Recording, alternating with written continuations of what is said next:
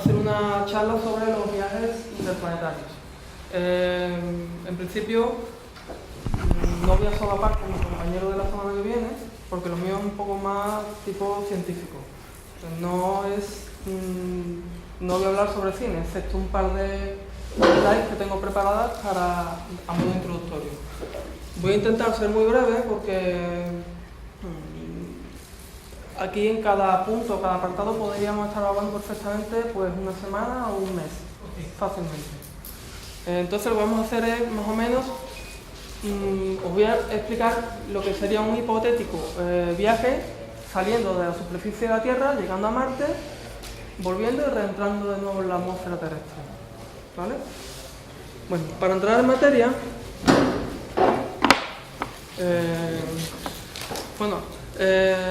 Tsiolkovsky fue un físico ruso que decía que la Tierra es la cuna de la humanidad, pero decía que no podemos vivir siempre en una cuna, es decir, dentro de unos años, pueden ser 1000, 2000, o sea, la humanidad tendrá que salir.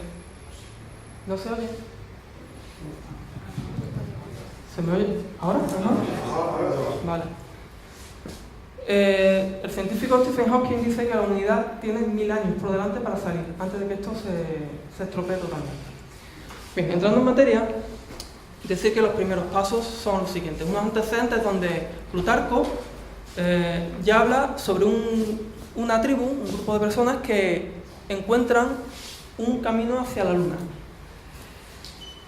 Más tarde, Copérnico, Kepler, Galileo y Newton, hablando respectivamente de unos y de otros, Copérnico con su nueva concepción de las teorías heliocéntricas con respecto a las geocéntricas, Kepler con las leyes planetarias, y un libro que escribió Somnium, una historia sobre un posible viaje lunar, Galileo con su descubrimiento de un instrumento óptico como es el telescopio, y Newton con todo lo que nos aportó con las leyes gravitacionales y las leyes de la dinámica, aportaron bastante a estos primeros pasos del viaje espacial.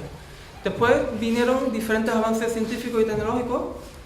Sander fue discípulo de Tsiolkovsky y plantearon el problema del viaje interplanetario. Tsiolkovsky fue un impulsor de los cohetes a reacción, uno de los primeros pioneros en el tema. Entre el 1920 y el 30 del pasado siglo se desarrolla toda la cohetería, todos los motores a reacción. Finalmente, a partir de la Segunda Guerra Mundial, Wernher von Braun desarrolló los cohetes V2. Desgraciadamente, su contribución fue para matar gente. Los V2 eran los cohetes que lanzaban los alemanes hacia el bando aliado para causar daño. Pero como tantos científicos alemanes, emigró, se fue a Estados Unidos, reinició una nueva etapa de su vida y contribuyó de una manera sobresaliente al desarrollo de los Saturno V. Los Saturno V son quizás de las máquinas que haya hecho la humanidad, creo que es lo más potente y lo más grande que ha podido fabricar el hombre. Es un cohete de 110 metros de altura y 10 metros de diámetro, y un empuje de un montón de millones de caballos. Es una bestialidad. Gracias a ese Saturno V se pudieron poner en órbita, se pudo llegar a la Luna. Bien, aquí tenemos algunas imágenes de estas personas: Kepler, Galileo, Copérnico. De Plutarco no tenemos ninguna imagen, pero tenemos un grabado, y Newton. En estos primeros pasos podemos hablar de muchos aspectos. Podemos hablar en el 57, el lanzamiento del primer satélite, de Sputnik. En el 61, el primer cosmonauta, Yuri Gagarin. Ahora hablaremos de Yuri Gagarin. Las ondas Venera, empezamos a estudiar Venus. En el 69 se llega a la Luna con el programa Apolo, Armstrong, Aldrin y Collins, gracias a un Saturno V. El proyecto Mariner, el proyecto Mars, para empezar a tomar contacto con el planeta Marte. Y pues la Pioneer 10 en el 73 sale ya del cinturón de asteroides. Hay muchas misiones de exploración hasta la fecha. Esto lo ampliaré un poquito más tarde. Así pues, que esto es lo único que voy a confluir con mi compañero de la charla que va a dar sobre cine y viajes. ¿Quién no ha visto este grabado de la Luna? El viaje a la Luna de Georges Méliès, de 1902, donde, bueno, viene a indicar el interés que tiene el ser humano, el hombre, por llegar más allá del lugar donde está, en este caso de la Tierra a la Luna. Julio Verne, ¿quién no ha leído Julio Verne con todos sus viajes? 20.000 leguas de viaje submarino, de la Tierra a la Luna. Particularmente este libro a mí me resulta fascinante porque a la vez de rebosar una inocencia propia de la época, también rebosa un adelanto sobre su época. Julio Verne era un adelantado totalmente a su época, en muchos conceptos.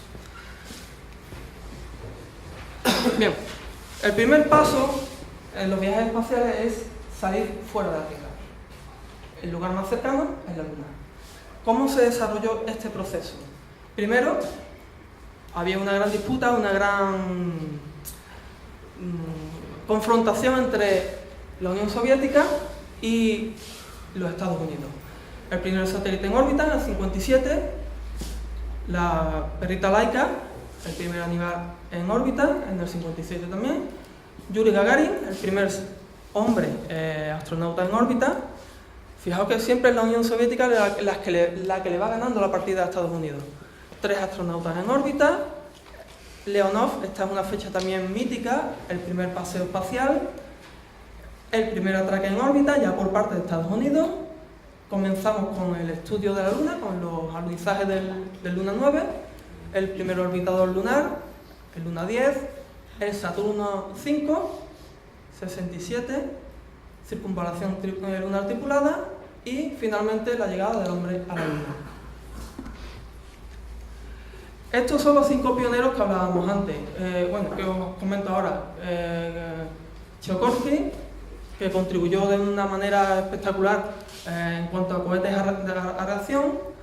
Hermann Oberth trabajó en las 3 fases de los cohetes, primera fase, segunda fase y tercera fase, y en propulsión de plasma, que parezca mentira, en esta época ya se estudiaban los motores de plasma. Robert Goddard estudió cohetería y desarrolló sistemas de propelentes. También tiene una faceta un poco negativa porque justamente al final a mediados de su carrera, en muchos de sus logros se utilizaron para desarrollar el bazooka, el cohete bazooka utilizado posteriormente en guerras, ¿no? Y Sergei Korolev, que desarrolló de una manera sobresaliente los aspectos aeronáuticos. Wernher von Braun, ya hemos dicho quién es. Gracias a él, todo el proyecto Saturno 5 tuvo su consecuencia con la llegada del hombre a la Luna. Bien, aquí tenemos varios de estos artilugios. Aquí vemos los cohetes V2. Son los pioneros de los cohetes que posteriormente hemos utilizado para salir de la Tierra. El Sputnik, particularmente para mí, es mi preferido por su forma, por su construcción. Los Lunis, con los cuales se llegó a la Luna, los Venera, con los cuales llegamos a Venus. Podría poner muchísimos, hay muchísimos tipos de misiones. Las Mariner y las Mars para empezar a estudiar el planeta Marte, y las Pioneer. Después de las Pioneer vinieron las Viking, las Voyager y muchas otras. Me he detenido aquí porque podríamos estar hablando de sondas espaciales un montón de tiempo. Esto daría para dar un máster entero. Bien, ¿qué ocurría en la época? Era la época de la Guerra Fría. Había una gran confrontación entre Estados Unidos y la Unión Soviética. Ciertamente no podías tirar no tirabas bombas, no era algo físico, pero el modo de hundir a tu enemigo era hacerlo socialmente y psicológicamente. La carrera espacial era la lucha espacial. El primero en llegar a la meta, el primero en conseguir un logro, era quien realmente estaba ganando la partida, y lo estaba ganando la Unión Soviética. Yuri Gagarin fue el primer hombre en la Luna y después lo hizo John Glenn. ¿Qué ocurrió? Aquí tenemos a Gagarin. Esta foto es magnífica porque quizás la forma de la paloma recrea la sed de la Unión Soviética, de las siglas, ¿no? Y aquí tenemos a Glenn. Fijaos que cuando John Glenn hizo su orbital, la URSS ya llevaba un montón de misiones orbitales hechas. Es decir, claramente la Unión Soviética estaba ganando la guerra, la partida. ¿Qué ocurrió? Eso produjo una fortísima reacción por parte de los Estados Unidos. Aquí tenemos a John Fitzgerald Kennedy en el 62, donde en un discurso en la Universidad de Rice en Houston, el 12 de septiembre del 62, pegó un gran puñetazo a la mesa y dijo: iremos a la Luna antes de que termine la década. Y eso lo hicieron. Invirtieron muchísimo dinero, muchísimo esfuerzo, culminando con la llegada del ser humano a la Luna en el 69 por parte de Neil Armstrong. Fue el primer hombre en pisarla, y esta famosa frase que más o menos decía: un pequeño paso para mí, pero un gran paso para la humanidad. Bien, estos son los antecedentes más o menos. La Guerra Fría terminó, y entonces cuando realmente empezó la cooperación internacional. Entonces cuando empezó realmente el estudio del espacio y de los viajes como tales interplanetarios. Bien, si os fijáis, hay varios objetos que han sido más visitados y más estudiados en cuanto a misiones espaciales. Tenemos la Tierra, la Luna por supuesto, cada línea, cada rayita es un viaje o es una misión. Venus mucho y Marte mucho. Quizás esta diapositiva esté un poco desfasada, porque quizás Marte tenga mucho más que Venus ya, y que la Luna incluso. Si esto lo llevamos a un escenario más amplio, podemos observar misiones al Sol, misiones a Venus, a la Luna, ¿no? Creo que es. Marte y otras misiones a otros cuerpos celestes. Cuanto más alejados, menos misiones se han hecho. Así que comenzamos el viaje. Esto es la antesala del viaje espacial.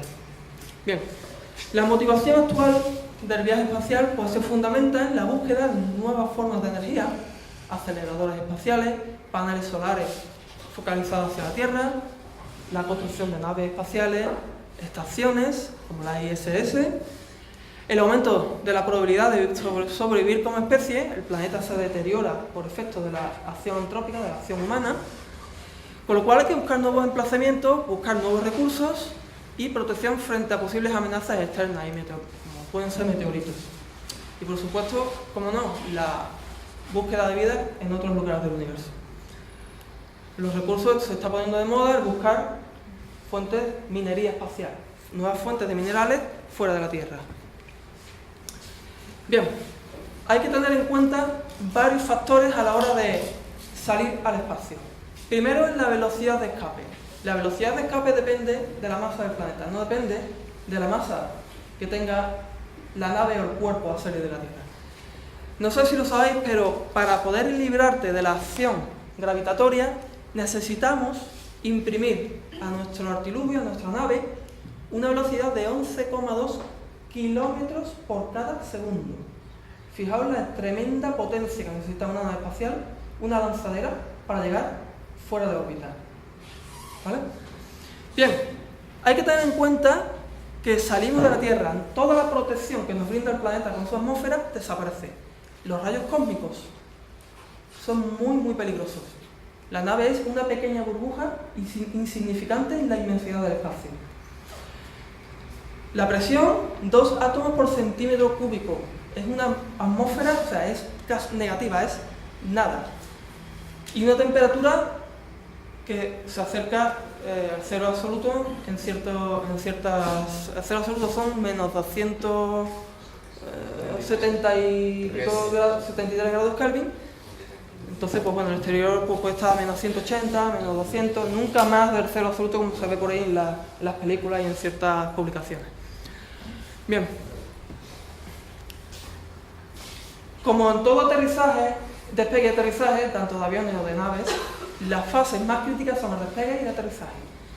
Fijaos que este es el Challenger en el 96, con 2 cohetes, Saturno 5, Fase de ignición, empieza la nave desde cero a acelerar, acelerar, acelerar, hasta que se pone a 11 kilómetros por segundo.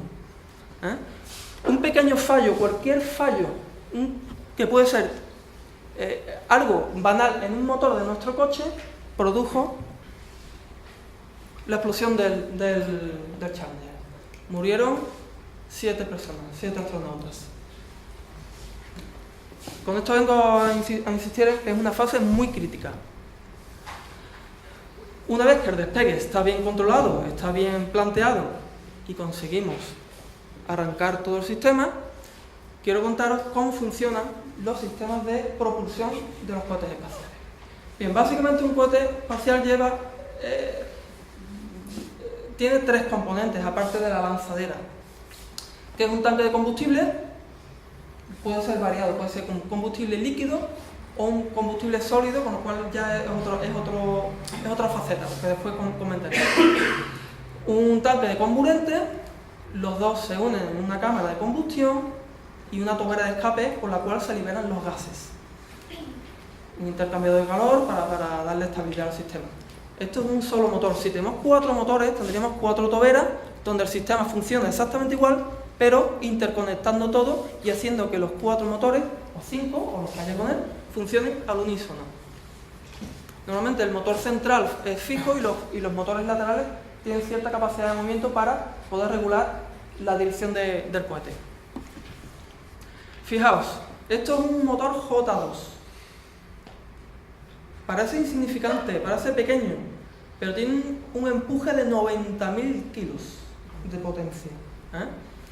Fijaos que el peso-potencia es increíble. Un motor que pesa lo que pesa un coche pequeño. Con una potencia semejante consigues tener muchísimo empuje con poco peso y en poco espacio. Se aplicó en los Saturno 5 y los S2, en la segunda etapa, con 5 motores. Para que veáis el tamaño puesto, ya empieza a asustar un poco. En este caso, un motor que parece pequeño es capaz de impulsar una nave que es enorme. Tiene una capacidad de empuje bestial. Fijaos el tamaño del motor. Un J2. No es muy grande realmente. Yo creo que hay camiones que tienen motores más grandes que estos. ¿Vale? Lo que pasa es que esto tiene una capacidad de mezclar comburente y combustible tremenda. Bien, no me quiero extender mucho porque hablando de motores espaciales podríamos hablar una semana. El J2X es como un hermano mayor. Fijaos el empuje en el vacío, tiene 133 toneladas de empuje. Un coche pesa 2.000 kilos, pues dividís, es capaz de empujar a 60 coches fácilmente, hacia arriba. Y es capaz de impulsar a 4,3, o sea, a 4 kilómetros y pico el objeto. De nuevo, 5.000 libras pues vienen a ser una, no sé, 2.000 kilos aproximadamente. Combustible de oxígeno líquido y hidrógeno líquido. Hay otros tipos de combustible como la hidracina, etc. Bien, claro, ya montado en un cohete de estos, ya esto impresiona. Este es el central, está fijo y estos tienen cierta capacidad de movimiento para poder hacer correcciones en la trayectoria del cohete. Bueno, os presento a lo último que hay, que es el motor DM2 con 22 millones de caballos y un empuje superior a 1,6 millones de kilos. Es decir, para poder mandar 200.000 kilos fuera de la tracción terrestre, bueno, pues utilizamos esto. Esto es básicamente un tubo lleno de combustible sólido. El combustible sólido tiene una propiedad sobre los combustibles líquidos. Los combustibles líquidos hay que mezclarlos. Pueden dar problemas. El hecho de tú tener dos sustancias diferentes actuando, quiera que no, propicia un margen que puede dar error. Un combustible sólido lleva comburente y combustible todo en uno. Entonces esto básicamente es un tubo con una tobera. Cuando un cohete de combustible sólido se enciende, no hay forma de apagarlo hasta que no se termine el combustible. Se hizo una prueba al 20% de la capacidad de empuje. al 20%, porque si este aparato empieza a funcionar sobre la Tierra al 100% de su capacidad, yo creo que no había forma de mantenerlo pegado al suelo. De hecho, sismógrafos detectaban la vibración de la Tierra debido a esto. Yo creo que poniendo unos cuantos cohetes así podríamos hacer que la Tierra girase de otra forma. Eso lo de pensar, ¿eh? Bien, ese es el DM2. Bien, una vez os he contado cómo están más o menos estructurados los motores, pues aquí fijaos cómo se montan. Estos son DM2, por ejemplo. Fijaos la capacidad de empuje de una lanzadera, ¿eh? Estos son lanzadores, ¿eh? Y esta es la lanzadera. La lanzadera cuando está, cuando ya las lanzaderas están en desuso, han recortado la NASA por problemas de fondo, económicos, han recortado. Pero la lanzadera también empujaba, también tiene sus motores, tiene JA2 montados y van empujando también en el despegue. Es decir, se empuja hacia arriba con todo lo que hay, ¿eh? Con todo lo que hay. Bien, básicamente lo que estamos haciendo es aplicar las leyes de la dinámica de Newton. La ley de la inercia, que dice que si la sumatoria de fuerzas que actúan sobre un cuerpo es cero, este continúa en reposo, evidentemente, ¿no? O seguirá moviéndose con velocidad constante si se encontraba en movimiento. O que una fuerza ejercida sobre un cuerpo lo acelera, es decir, cambia su velocidad, y este cambio es proporcional a la fuerza y tendrá su misma magnitud y dirección. Y este principio es muy importante de acción y reacción, que dice que cuando un objeto ejerce una fuerza sobre otro, este también ejerce una fuerza sobre el mismo. Entonces, la fuerza del primero ejerce al segundo y viceversa. Es decir, un principio de acción y reacción. Básicamente el cohete lo que hace es hacer un escape hacia acá con un movimiento neto hacia allá. Acción, reacción. Básicamente.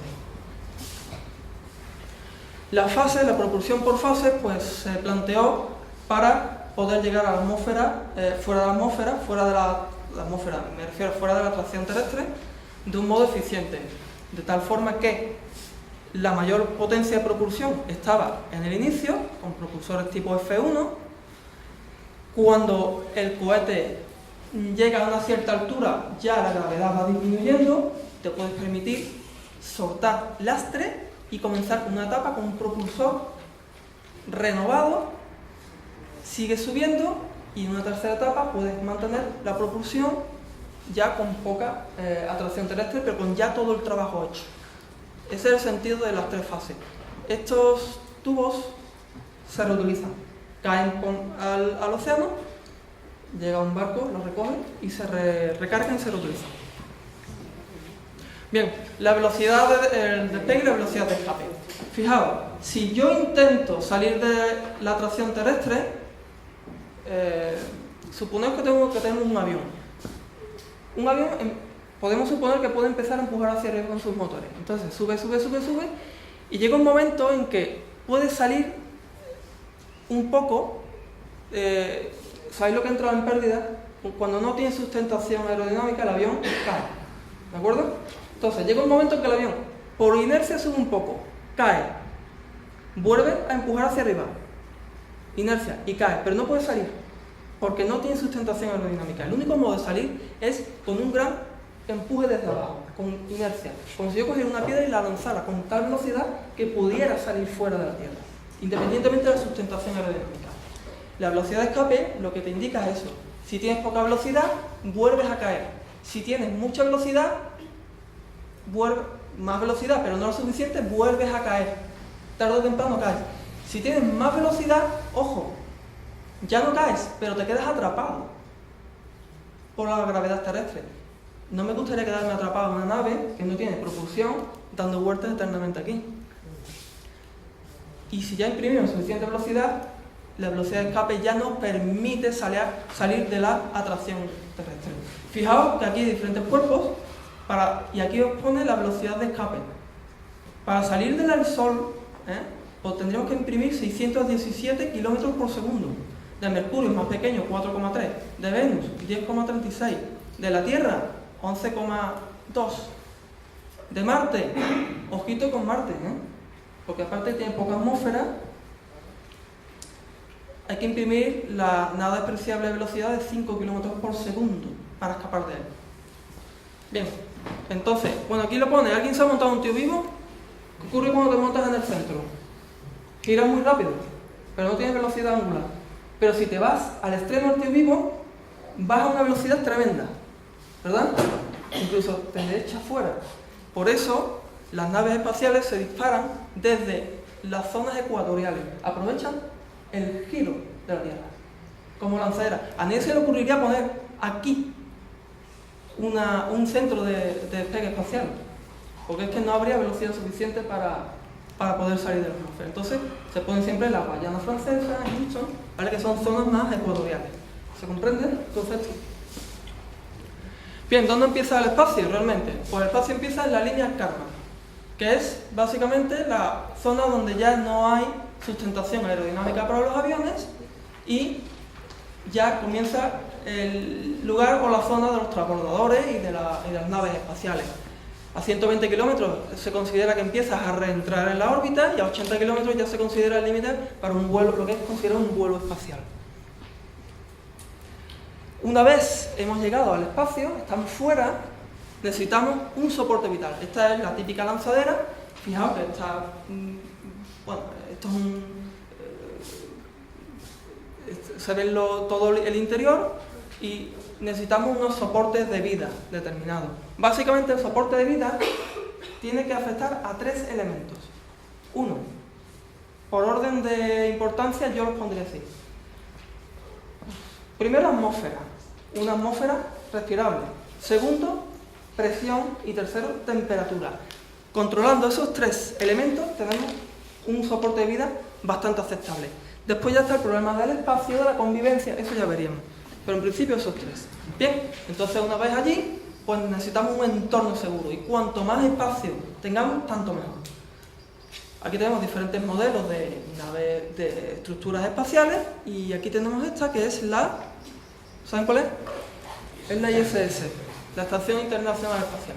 Bueno, no se ve muy bien, pero os comento. Esta es la lanzadera que se acopla y básicamente lo que quiero haceros hincapié aquí es en que esto tiene que funcionar perfectamente. Tiene que tener sistemas de depuración de oxígeno, mantenimientos vitales de oxígeno, de atmósfera, de presión, de temperatura y bueno, y todo esto está perfectamente regulado dentro de toda la ISS. Fijaos el tamaño de la ISS.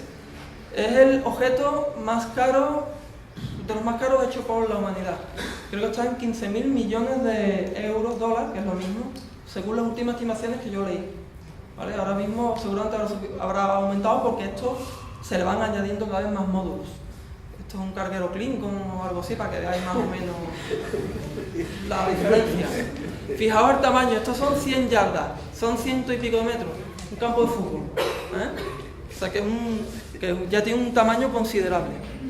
Bien, el mantenimiento de vida es muy importante. La temperatura, fijaos que esto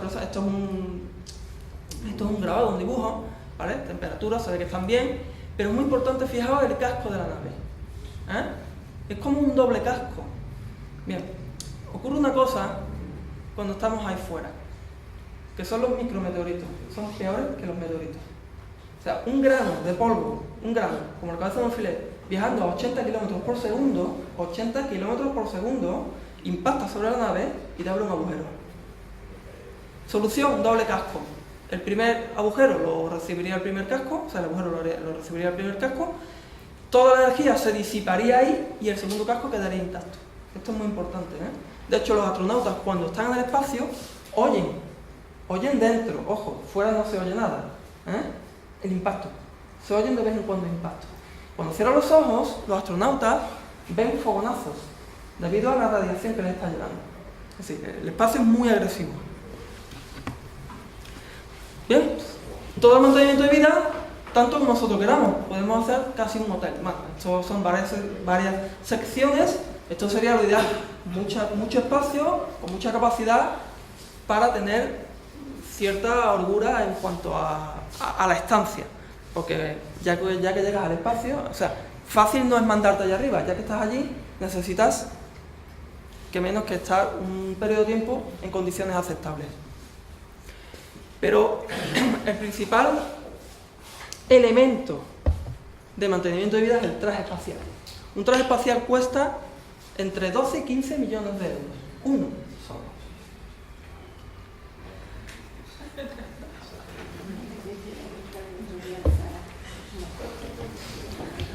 Está recubierto por varias capas, capas reflectoras, una capa interna de Kevlar, porque como un meteorito le pegue a un astronauta, le abre un agujero también. Entonces necesita una protección.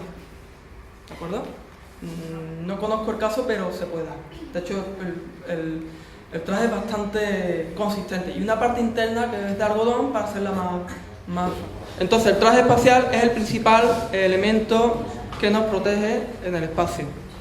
Está compuesto por un montón de partes: el visor, casco, la parte superior, comunicaciones muy importantes, el sistema primario de vida, sistema secundario, batería, los guantes, la parte inferior, una especie de pijama interno y, por supuesto, si tienes ganas de hacer necesidades, tienes que hacerlo, de algún modo, y beber también. Sin quitártelo, claro. Aquí lo vemos más, esto está en francés, ¿vale? Pero salen todas las partes. Cada traje está hecho a medida para cada persona, y este tipo de trajes espaciales es diferente a los que hemos visto anteriormente. Estos son para microgravedad, es decir, cuando estás dentro de la nave no necesitas el traje gordo grande, cuando sales sí. Entonces estos trajes son más light. Y ese es el tipo de mantenimiento fundamental de vida. Bien, ocurre una cosa, que el traje espacial tiene que estar bien ventilado, porque sencillamente en el vacío no hay transferencia de calor. Fijaos, si os ponéis un guante de látex en la mano y os lleváis un ratito con él, ¿qué ocurre? Se calienta la mano, ¿verdad? Y hay transferencia de temperatura entre vuestro mano y el guante y el exterior. Si estáis en un medio donde no hay transferencia de temperatura, eso se recalienta un montón. Si estás dentro metido de un traje espacial en medio del vacío, te vas a recalentar un montón y eso es un problema enorme. Por lo cual el traje tiene que tener un sistema de ventilación y de refrigeración bien planteado, por lo cual que le trae a los astronautas. Bien, los sistemas de propulsión espacial no son los sistemas de propulsión terrestre. Si queremos viajar de la Tierra a Marte, tenemos que intentar acortar el tiempo como sea. Históricamente, bueno, aquí os voy a hablar de varios, no de todos, de algunos de ellos, ¿vale? Esto no es ciencia ficción, son proyectos reales y algunos de estos motores realmente existen, y están funcionando y se han diseñado para darle algún uso. Históricamente el estatorreactor, pues básicamente tiene una entrada de aire, produce una cámara de combustión y salida de gases, con lo cual la impulsión es hacia allá, principio de acción-reacción. El pulsorreactor lo que hace es que introduce una hélice, mejora la mezcla y igual salen los gases hacia allá y el avión o la nave avanza. El turborreactor lo que hace es que mete el aire, comprime muchísimo la mezcla y la combustión, los gases de combustión salen hacia allá y el avión o la nave avanza.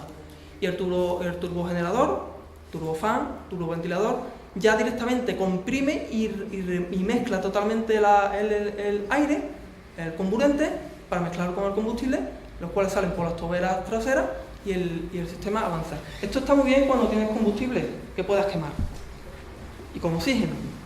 Pero cuando tienes que viajar desde este planeta a este, con una distancia de 200 millones de kilómetros, ¿vale? Necesitamos un motor, una propulsión espacial efectiva.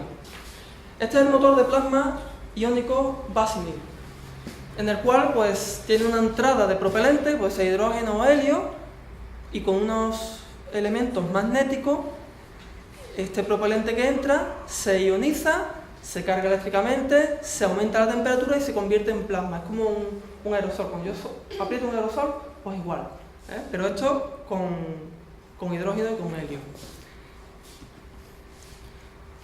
Se podría llegar a Marte en 39 días. Ahora mismo el viaje está a la velocidad de nuestras naves espaciales ahora mismo, fácilmente 6 meses en la ida, fácilmente, y fácilmente 6 meses en la vuelta, con los problemas que eso conlleva para los astronautas. Esto es un Basimir funcionando, es real. Y esto ya se diseñó a principios del siglo pasado, a principios de 1900. Las velas fotónicas es un concepto que funciona igual que una vela de un barco. Aprovecha una vela que aprovecha la fuente de fotones, la luz se refracta y hay una dirección neta de la fuerza de empuje en una dirección. Esto se aprovecha, se podría hacer un tipo de artefactos como este. Aquí estaría la nave y aquí estaría la vela. También se podría impulsar por un rayo de luz desde la superficie de la Tierra. Estos son velas fotónicas o de plasma. Fijaos, pero Marte está lejos para nosotros realmente. Si comparamos, si tuviéramos que ir a otra estrella, Marte estaría cerquísima. ¿Cómo vamos a viajar a Marte? ¿En qué posición deberíamos cogerlo? ¿En el afelio? Qué tontería viajar desde aquí hasta aquí, cuando podríamos hacerlo, esperar que los dos planetas estuvieran suficientemente cerca y llegar a ella. Realmente el viaje no es en línea recta, después lo veremos, es buscando órbitas. Entonces, fijaos la distancia, son 200 millones de kilómetros, en su aproximación más cerca, ha llegado a estar más cerca, ¿vale? Pero vamos, ya está bien. Y entonces, pues, hubo un proyecto llamado Proyecto Orión, que nos permitía viajar a 320.000 kilómetros por hora. Que no os parezca mucho, ahora os explicaré por qué. Con un reactor nuclear de pulso. ¿Qué es reactor nuclear de pulso? Bueno, pues estos son tanques de hidrógeno, esto es un reactor, otro y otro. Y entonces el reactor empieza pum, pum, pum, pum, pum, pum, a dar pulso. Cada pulso acelera la nave más, y el siguiente más, y el siguiente más. Es un reactor de pulsos. ¿De acuerdo? Permitiría viajar en 8 días a Marte. Bien, el proyecto Dédalo.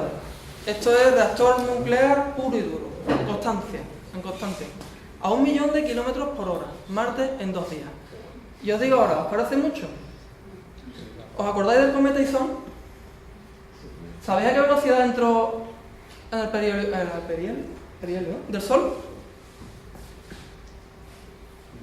Era un cometa, era un pedazo de hielo, polvo. Paco, a 1 millón de kilómetros por hora. 1 millón de kilómetros por hora. Una piedra que no tenía propulsión ninguna. Por eso os digo que una máquina de estas es perfectamente plausible poder conseguir esa velocidad. Ahora, la pregunta es... No es la pregunta, es el problema. Una nave que va tan rápida, ¿cómo frena? Ese es el problema. La nave va rápida, pero está el problema en que tienes que frenar la nave y ese es el gran problema de la propulsión. Entonces, o bien la nave se gira y empieza a hacer propulsión reversa, así al contrario de la dirección que lleva, o se pasa de frenada varios planetas solares, ¿no? Fácilmente. Bien. El propulsor Bussard es un concepto bastante bueno, pero técnicamente muy complicado. Bueno, todas son técnicamente muy complicadas de llevar. Esto es una gran antena, no necesitas llevar el combustible contigo porque este gran embudo va colectando hidrógeno. Lo va concentrando aquí, se precomprime, pasa por aquí y aquí es donde se produce la reacción nuclear que impulsaría la nave. Aquí tenemos un estatorreactor Bussard. Particularmente yo me decantaría bien más por un motor de pulso o un motor de plasma, particularmente, si pudiera estar en mi mano. Bien, vamos ahora ya de camino en nuestra nave a una velocidad tremenda, supongamos que podemos llegar en un tiempo adecuado, pero dentro de la nave van astronautas. Y entonces, los astronautas, mamá, quiero ser astronauta de mayor, yo no lo aconsejaría, porque por muchos motivos. Bien, cuando se estudian los efectos en el espacio de la fisiología humana, pues vemos que es una exposición a un ambiente extremo, muy agresivo. El vacío del espacio es muy agresivo, variaciones extremas de temperatura, la radiación es tremenda, la falta de gravedad es absolutamente demoledora, enfermedades, pérdida de masa muscular, redistribución de fluido, la visión falla, gusto, muchas cosas. Y por supuesto los efectos psicológicos del vuelo espacial. Bien, la NASA tiene un programa que se llama el Human Research Program, donde estudia todos estos factores que afectan a los astronautas. No quiero meterme mucho porque podría estar hablando de todos ellos. El primero de ellos es la aceleración y la deceleración tan brutal que se somete al cuerpo. Para empezar, en el despegue, un astronauta que es despegando de la atmósfera terrestre, pues tiene aceleraciones de 5 o 6 Gs fácilmente. Las aceleraciones pues afectan muchísimo al movimiento de líquidos dentro del cuerpo. Bien, El principal efecto es sobre el sistema óseo. Fijaos, esto es un hueso normal. ¿Veis la estructura que tiene? Una persona que está en el espacio mucho tiempo tiende a perder musculatura y sobre todo masa ósea. Esto es un hueso que se vuelve osteoporótico totalmente. Algunos astronautas llegan con una enfermedad, bueno, con un problema como si fueran de personas ya de cierta edad, con problemas en el cuello del fémur, aquí, porque han perdido muchísima masa ósea. Y se ve un hueso totalmente osteoporótico, ¿lo veis? Entonces, los estudios demuestran que los astronautas pueden perder hasta un 20% de su masa en una estancia de 12 meses. Bien, problemas en el sistema muscular. ¿Por qué? ¿Qué ocurre? El cuerpo, al no tener un peso, al no tener esfuerzo, comienza a perder masa muscular con todo lo que eso conlleva. Depresión, fatiga, etc. Es un gran problema la falta de gravedad. Las radiaciones espaciales, ya os dije antes que los astronautas cuando cierran los ojos ven destellos, pero destellos producidos por un rayo de radiación que ha entrado por la nave y la ha impactado en la retina. Entonces, la nave tiene que estar muy bien protegida. ¿Cómo proteges de la radiación? Pues la nave está en el centro intentando fabricar campos magnéticos a modo de campo magnético terrestre. Es el único modo que se puede hacer en un hipotético viaje espacial, porque cuando estás cerca de la Tierra vale, pero cuando estás a un montón de millones de kilómetros el problema es enorme. Efectos sobre el sistema cardiovascular, donde la sangre se concentra en la parte superior del cuerpo, el corazón ya tiene que bombear más sangre, se vuelve más grande, el sistema respiratorio se ha afectado, la distribución de líquidos cambia. No sé si habéis visto los astronautas cuando llevan un cierto tiempo en el espacio, alguna imagen que ha salido en televisión, tienen como la cara más hinchada, de líquido, retención de líquido por toda la parte de la cara y el cuello. No hay reflejo de sed, ya la veis qué ocurre con esto. Y se produce deshidratación. También es verdad que no pueden estar constantemente moviendo mucho líquido porque digamos que la política interna de la nave te obliga a no consumir mucha agua ni a hacer mucho movimiento de agua. Es limitado, un bien limitado. ¿Qué ocurre al principio? En gravedad 1G, en la gravedad terrestre normal, una persona normal, cuando vas al espacio, inicialmente digamos que todos los líquidos se te van arriba, después te adaptas a la microgravedad, pero cuando vuelves a la Tierra, fijaos que esta persona está como más delgadita que esta. Ha perdido masa muscular, ha perdido musculatura y prácticamente algunos necesitan rehabilitación, fisioterapia, porque es que no pueden tirar con su cuerpo, ¿no? Efectos sobre el sistema nervioso y motor, con los problemas que se conllevan en una nave. Cuando tienes que aterrizar una nave con una precisión absoluta, la desorientación en el espacio es muy grave, producido también por efectos del espacio y de la gravedad, ¿no? De la falta de gravedad. Desórdenes digestivos y alimenticios, claro, al no haber peso el tránsito intestinal es muy deficiente, los alimentos no se asimilan bien y empieza a haber una serie de problemas en cadena, aparte de los movimientos de líquido y demás. Desórdenes del sistema inmunitario. Fijaos, esto es una citometría de flujo. Aquí las citoquinas son sustancias que producen los macrófagos, el sistema inmunitario del cuerpo. En pre-flight, antes del vuelo, antes de la estancia, fijaos que hay una población, pero cuando hay un tiempo en el espacio, toda esta población se ha desplazado. Es decir, se deja de producir anticuerpos o el sistema está empezando a fallar de algún modo. Es un problema enorme y un riesgo para los astronautas, porque ya os digo, el sistema inmunitario, muchos vienen fatal. Piedras en el riñón. Bien, ¿por qué muchos astronautas tienen cólicos nefríticos? ¿Por qué? Primero, están sufriendo una descalcificación ósea. Segundo, están bebiendo poca agua. Esos son dos ingredientes fundamentales para hacer que el riñón empiece a cargarse, a sobrecargarse de elementos que no deberían estar ahí. Entonces empiezan a formar cálculos renales. Que de un cólico nefrítico a 400 kilómetros de altura, todavía podría venir una nave a recogerte, pero si estás a 200 millones de kilómetros, complicado lo veo. Alteraciones del sueño, estrés, pérdida de ciclo, día, noche, etc. Sí, son un montón de problemas. El que más me ha impactado a mí es este. A los astronautas se le caen las uñas. Por efecto, ¿perdón? Las uñas de los dedos. ¿Por qué? Primero necesitan unos guantes que tienen que estar muy ceñidos para poder manipular, bueno, fuera de la gravedad, manipular todos los artilugios que lleva la nave, ¿no? Pero entonces el problema está en eso, en que esa presión y la falta de gravedad hacen que las uñas entren en un proceso necrótico.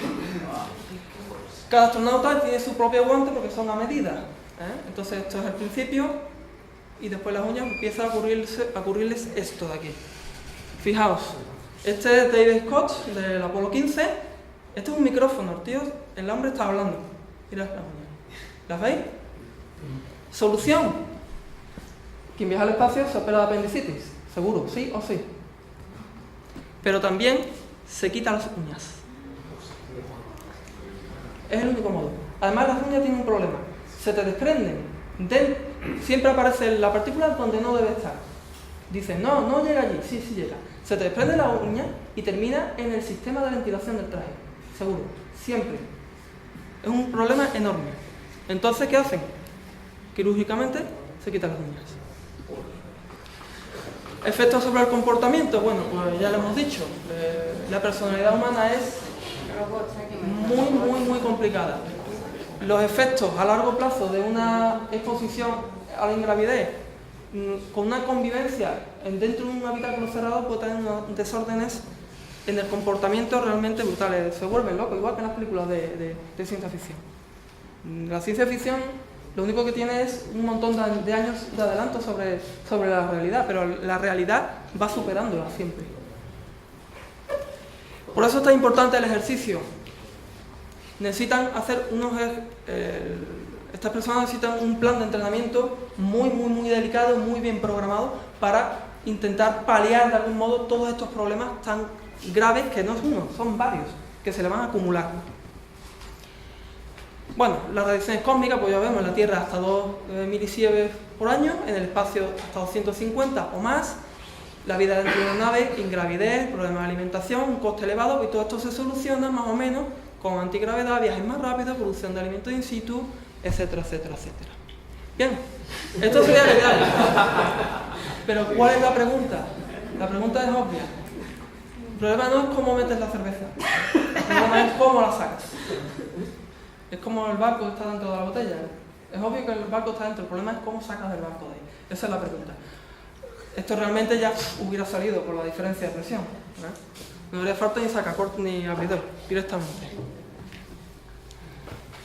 Bueno, continuamos nuestro viaje, que está la Tierra, y para llegar a Marte hemos dicho que no hacíamos un viaje en línea recta, sino íbamos acoplando diferentes trayectorias hasta acoplar la nave con el planeta.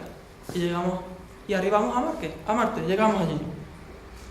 ¿Cómo sería la vida allí? Primero, ¿qué nos vamos a encontrar? El día marciano es muy parecido al terrestre, unas 24 horas. Vale, perfecto, ahí está bien. La gravedad en la superficie de Marte es tan solo la tercera parte de la Tierra. No sabemos si realmente eso podría contribuir a mantener la estructura más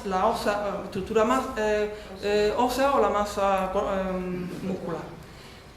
Las temperaturas, bueno, 17 grados en ciertas zonas, en ciertos momentos, y menos 140. Yo creo que como algunas regiones de Siberia, más o menos podría estar. Menos 20, menos 30, se podría hacer pasable. La presión atmosférica es muy baja. Este es el gran problema que tiene Marte, que no tiene atmósfera. Las estructuras en Marte pues tendrían que ser todas con presión y todas a un bar de presión, a una atmósfera de presión. La atmósfera marciana está compuesta principalmente de dióxido de carbono. En la Tierra son 370 por el cambio climático, ahora 380 partes por millón, miligramos litros, y aquí estamos hablando de porcentajes bastante altos, 40-50% o algo así. Marte no tiene magnetosfera, con lo cual las radiaciones pueden afectar bastante. Y la órbita es más excéntrica, con lo cual puede haber muchas variaciones de temperatura, inconsistencia de temperatura y constantes solares, Bien, ¿cómo sería nuestra estancia allí? Inevitablemente necesitamos algo que nos proteja. Aquí he puesto otra secuencia. Por supuesto, la vida fuera de nuestra burbuja tendría que ser con traje, destinado sí o sí a estar con traje. La estancia en Marte pues tendría que ser, de estar allí, pues tendríamos que empezar a montar esto, un invernadero. Queramos o no queramos, hay que montar esto. Las plantas con CO2 van súper bien. CO2, nutrientes y un poco de radiación energética de luz, y empiezan a producir oxígeno a unas velocidades tremendas. Y más las concentraciones de CO2 del planeta. Después tendríamos habitáculos para las personas, etc. Aquí tenemos la misma secuencia, pero vista desde otro punto. Todo esto se iría ampliando poco a poco. Iríamos estableciendo una primera colonia, aumentando el tamaño, aumentando las dependencias, de tal forma que al final pues tendríamos un sitio donde medianamente pudiéramos estar. Estancias pues futuristas, agradables, porque ya que estamos tan lejos de la Tierra y la psicología humana se comporta de ese modo tan errático, un entorno agradable ayudaría de un modo extraordinario. Por supuesto, viviríamos en simbiosis con plantas. Nosotros le daremos algo a ellas y ellas nos tendrán que dar oxígeno y alimentos. Es muy importante, hay toda una línea de investigación encaminada a conseguir esto. Cómo se comportan las plantas en gravedad cero o en poca gravedad y en ambientes parecidos a los marcianos, ¿no? Ambientes marcianos me refiero del planeta. Una hipotética ciudad, fijaos, estoy volando por aquí, sería así, con agua, canales y muchas plantas para producir oxígeno. Quiero hacer una pequeña reseña al proyecto Mars One, ¿lo conocéis? Hay un español entre los 100, uno o dos, no sé si uno o dos, entre los 100 últimos candidatos. Van a ir 25 personas y para no volver nunca. Entonces, se van a encontrar con un ambiente súper agresivo, en unas condiciones muy complicadas y con una incertidumbre absoluta. No sabemos cómo puede terminar el viaje. Entonces, tendrían que empezar a plantear estancias donde puede vivir y condenados toda su vida a vivir con un traje espacial puesto y unas condiciones de espacio, ya os digo, no es tanto la cantidad de atmósfera que tenga como el espacio que tengas para poder vivir. El proyecto Mars One, pues un proyecto privado y televisivo, el dinero lo mueve todo, para establecer una colonia humana permanente en Marte. El plan es mandar satélites en el 2018 para lanzar personas periódicamente a partir del 2025 para que vivan allí en toda su vida, ya sin retorno alguno. Psicológicamente no sé qué efecto podría tener sobre las personas. Bien, ya estamos terminando. Hemos llegado a Marte, allá nos volvemos de nuevo a la Tierra, hacemos todo el viaje de vuelta, cogemos nuestra nave, la ponemos, hacemos retropropulsión, la frenamos y ahora viene la reentrada a la atmósfera. Esto es una lanzadera entrando en la atmósfera, así se ve. Fijaos, cuando estamos en verano en la piscina y nos tiramos al agua, suponemos que el espacio es el aire y la atmósfera es el agua. Bien, si entramos en mal ángulo, ¿qué pasa? Damos un barrigazo o un espaldazo, ¿verdad? Fuerte. Sin embargo, si entramos con un ángulo correcto, la entrada es mejor. Bueno, pues en las naves espaciales les ocurre lo mismo. En las lanzaderas espaciales, como no entran en un ángulo correcto, normalmente se van a pegar un panzazo tremendo sobre la atmósfera, porque pasan de un medio muy poco denso a un medio denso. Entonces tienen que tener un ángulo de entrada, de reentrada bastante bien ajustado. Bien, es tan crítico como esto que ocurrió. ¿Os acordáis del Columbia del 2003? Solamente una pequeña plancha, que es como un azulejo, de protección térmica que se desprendió en el despegue, produjo que el Columbia se desintegrase en la reentrada en la atmósfera y murieran todas estas personas. Se despegó una loseta y en la reentrada se fundió entera. Entonces, yo por eso os digo que el despegue y la reentrada son muy críticas. Hay dos parámetros. Todo el mundo cree que cuando haces una reentrada en la atmósfera, La nave se calienta, si se calienta por rozamiento, no es por rozamiento, es por choque con las partículas. Aquí hay un fenómeno que se llama presión de choque. Esto es lo que realmente produce el calentamiento de la atmósfera. Todo esto se arrastra hacia arriba y se produce el fenómeno de arrastre. Es por esto porque las naves espaciales se recalientan tanto. Si una nave espacial entra muy plana, posiblemente se destroce en la entrada. Rompa alas, rompa todo. Si entra muy recta, entra demasiado rápida. Entonces necesita un cierto ángulo de entrada, ¿vale? Para no entrar ni muy rápido ni muy lento. Como nosotros cuando nos tiramos a la piscina, con un cierto ángulo, para poder entrar bien.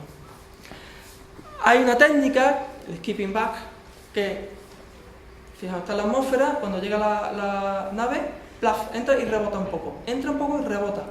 Ha perdido gran parte de su velocidad. Se escapa un poquito fuera, ya va más lento y ahora vuelve a reentrar a una velocidad mucho más controlada, minimizando todos los riesgos que hay. Esto es una técnica bastante buena. Finalmente, aterrizar. Esto es lo que ven los astronautas cuando están reentrando en la atmósfera por las ventanillas. Chispazos por un tubo. Lo que se ve desde dentro. No sabes si tu nave va... Los de Columbia no se dieron cuenta siquiera. Que cuando se dieron cuenta ya estaban... o sea, se desintegró al momento. Bien. Y esto es la reentrada. Me hace gracia, este es el último vídeo. Me hace gracia porque esta persona... los astronautas siempre gozan de muy buena... están siempre de broma. Siempre. Excepto cuando dicen que Houston tenemos un problema. No sé si, ¿qué demonios está intentando leer este hombre en una reentrada que está entrando a 20.000 kilómetros por hora? Este está cagado, cara clara. No se pone igual. Y pero este está aquí, no sé si está intentando algo, si se está intentando abanicar o es que está viendo alguna instrucción de algo, porque de verdad es sorprendente. ¿Vale? Fijaos en el movimiento del traqueteo, eso tiene que ser para vivir. Una cosa impresionante. ¿Vale? Total, ¿serviría para algo tanto esfuerzo? Pues yo creo que sí. Avances en medicina, técnicas avanzadas en desinfección, monitores cardíacos, marcapasos de terapias oncológicas, avances tecnológicos, todos los que queramos y más, satélite, telefonía móvil, internet GPS, láseres, teflón, policarbonato. Conclusiones. El ser humano siempre ha tenido la inquietud de conocer, de explorar más allá de lo que se puede ver con una sola mirada. Viajar al espacio a otros planetas y lugares de nuestra galaxia supone un reto enorme. Los avances científicos tecnológicos que se han conseguido son muchos. Y en este camino que acabamos de emprender, hace tan solo medio siglo, nos esperan mucho. Estamos al principio, me gustaría verme dentro de 2000 años. Y nuestro futuro está ahí fuera y debemos continuar. Solo así conseguiremos evolucionar y sobrevivir como especie. Bueno, pues nada, me llamo Manuel Oropesa y había sido un placer.